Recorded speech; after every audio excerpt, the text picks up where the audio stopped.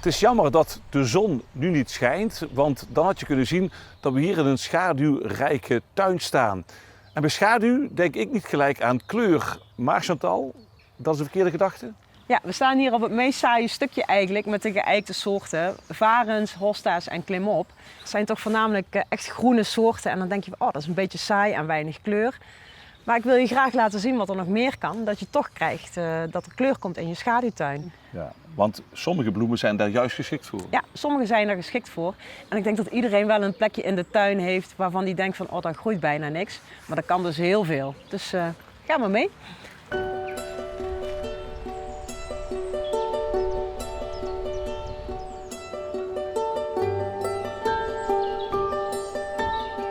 Hier heb je een soort die het heel erg goed doet in de schaduw.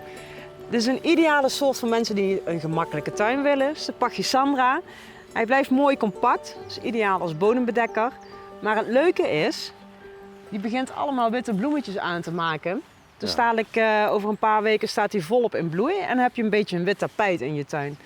Maar ook in het voorjaar de rhododendron en azalea soorten. Die heb je ook in heel veel kleuren, verschillende soorten bloemen, verschillende soorten bloeiwijzes. Die geven ook meteen kleur.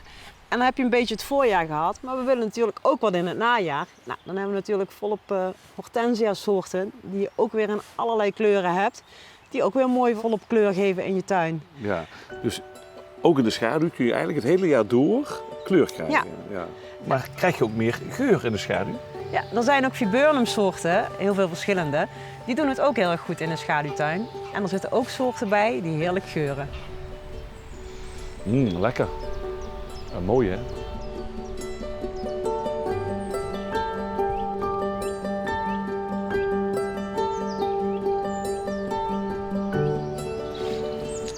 Het zonnetje komt voorzichtig door. We zien al veel kleur.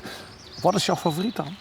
Ja, eigenlijk in het algemeen de stinzenbollen, zoals je ze hier ziet. Mijn favoriet is de kievitsbloem. Er is een hele mooie tekening in. Maar hier staan twee soorten die hebben bos in hun naam zitten. De bosanemoon en de boshyacint.